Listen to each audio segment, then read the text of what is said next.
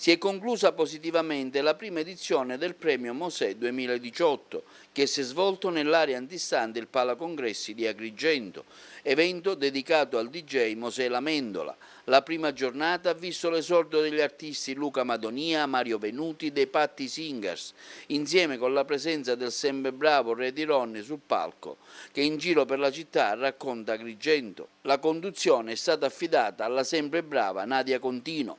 La seconda giornata si è caratterizzata con la presenza del DJ, musica dedicata ai più giovani, tra questi testimonial Andrea Cassaro, che è stato anche un allievo del DJ Mosè. Mosè per me è stato un maestro, l'unico che posso dire abbia insegnato un mestiere a un ragazzino.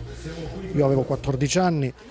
Per la prima volta io vidi un disc jockey all'Opera nella sua discoteca, che si chiamava Disco Menta. La prima volta avevo 14 anni, prima volta che entrai in discoteca, lo vidi in questa sorta di balcone, perché aveva la console rialzata, una specie di balcone su cui aveva fatto disegnare la faccia di Marilyn Monroe.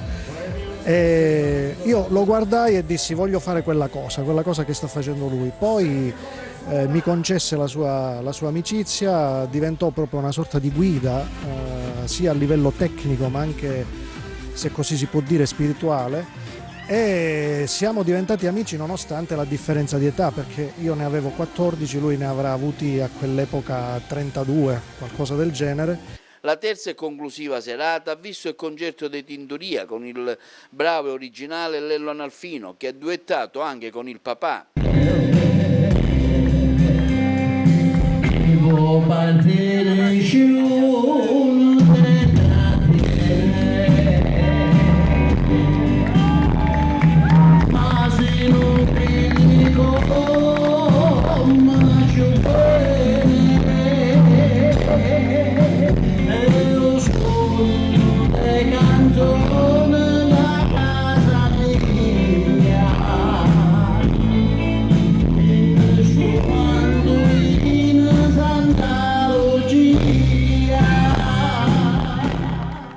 Alla fine Lello Analfino, soddisfatto del premio, ringraziando l'assessorato ai beni culturali e del turismo della regione siciliana che ha sponsorizzato l'evento, ha auspicato anche una prossima edizione in un posto ugualmente rappresentativo della città. Non può che essere positivo per quanto mi riguarda, perché fare 3 giorni di musica, 3 giorni di eventi, di incontri con gli artisti, con la gente a casa mia è un evento importante per me, è una cosa che mi ricorderò per sempre.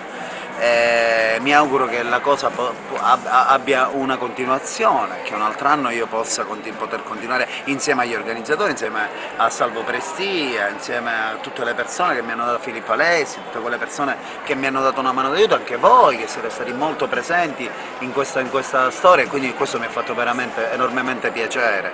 E quindi che posso dire, sono veramente felice, questa è l'ultima serata per quest'anno, sono coi Tintoria, un altro anno mi auguro di portare un cast ancora più importante, non a livello artistico, perché a livello artistico abbiamo portato un po' di gente che ha fatto e che continua a fare storia della musica.